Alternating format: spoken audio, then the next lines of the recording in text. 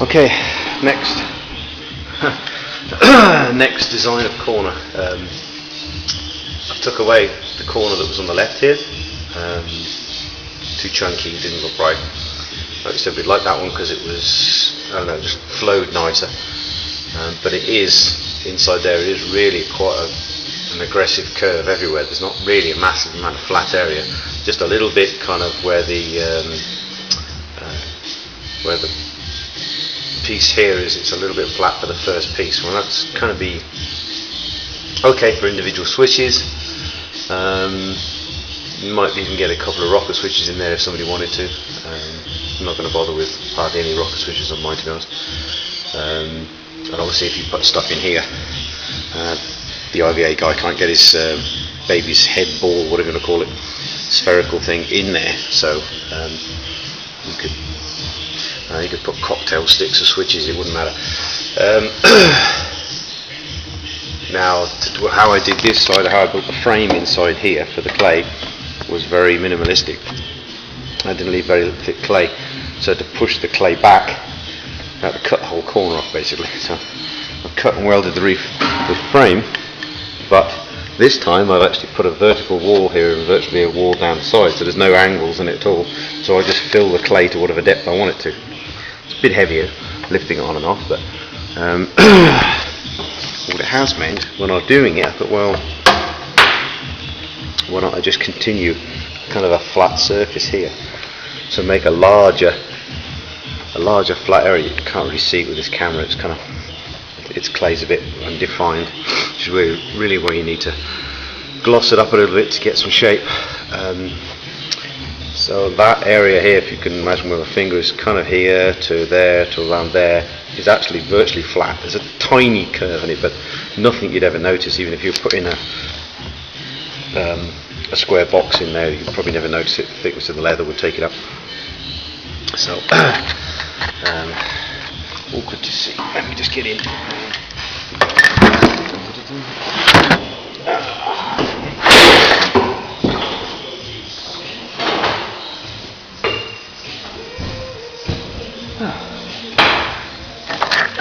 A bit undignified, but right now.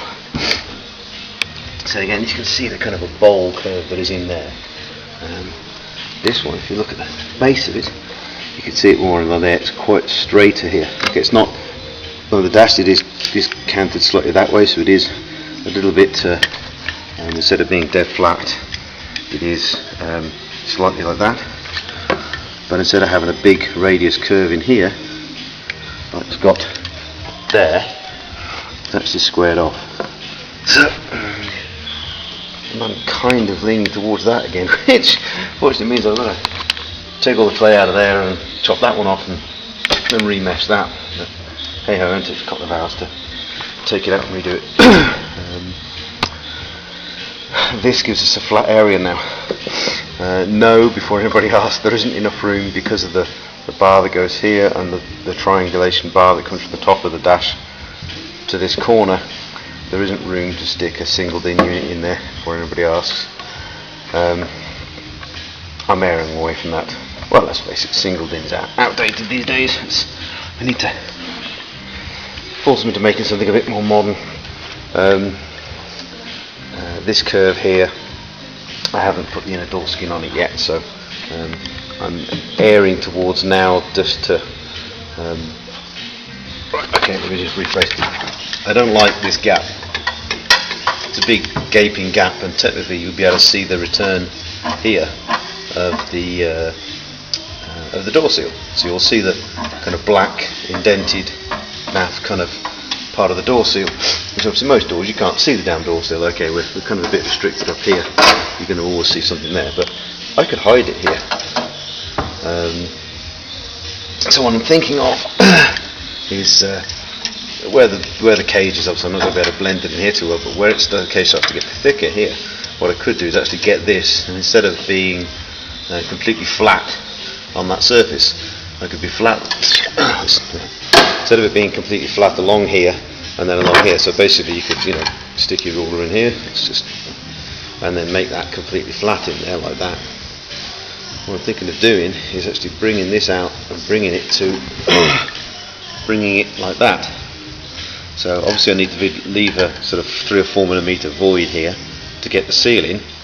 I need to get that kind of a gap going here.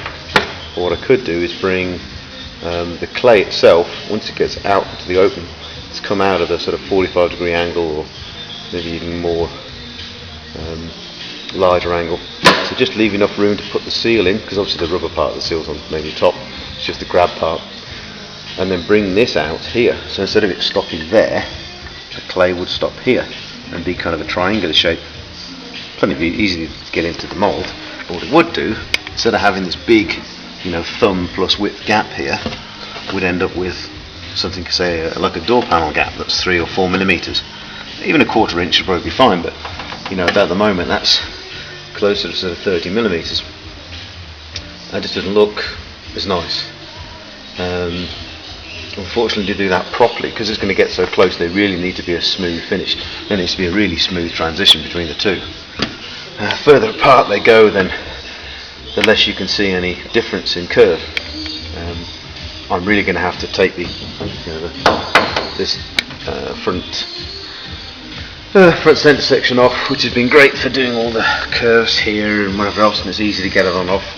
I'm going to really have to pre-fit the actual centre section I'm using. Probably temporarily rivet it down, bolt it down here with the T-bolts, and at the back, rivet it in place so that I'm happy with it. Do a front and rear clip alignment to make sure everything's okay, and then I have to pre-fit a set of doors.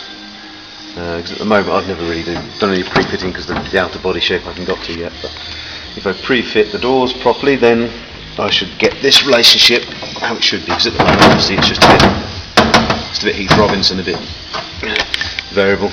Put the door seals in, so the doors will sit exactly where they are. I don't think it's going to make much difference here, but it might alter the difference at the back where the catch is. I've got some brand new Fiat catches coming anyway, so then I can get that gap, and then I'll just basically protect this with, get back to the tape again. You put tape on here, and then I can just use my spring steel and come off and get the shape exactly there. So I think this is going to be, it makes more sense. Obviously you can put a couple of switches at the top there as well if you want to, something you didn't realise. You could easily put a actually that's not a bad place to put a push button. Unlock the door, you could just put a push button here to hit the solenoid.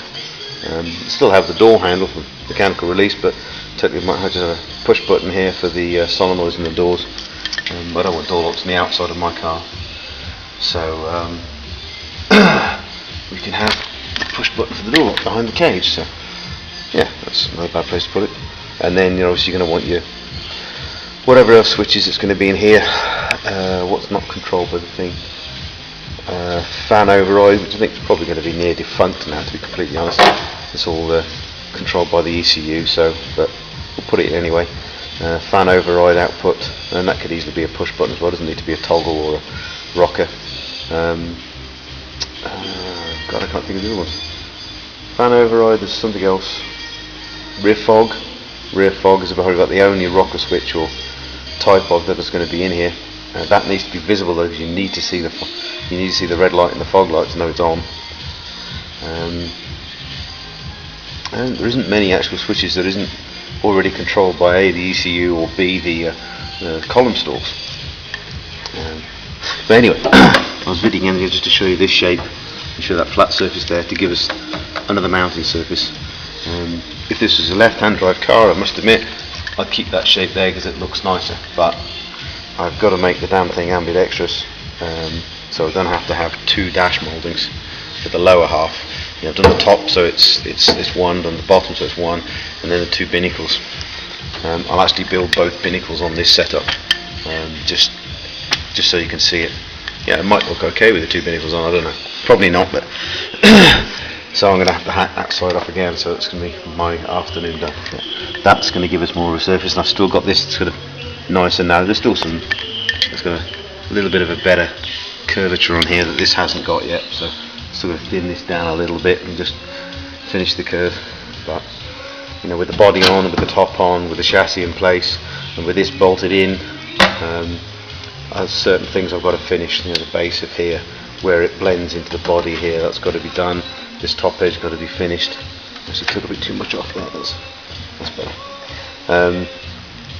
So there's still some pre-fitting to do, and then eventually once this comes off and the bodies comes off, then I can do my final returns, make a larger return on the bottom of here which goes out, larger return on here that comes out, and do the stuff that I can't do because the body's going to be in the way, which eventually will be trimmed in the mould.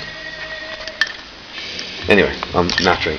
So, new corner shape, flat area, more switches. That's what I started to do the video for, so that should be it.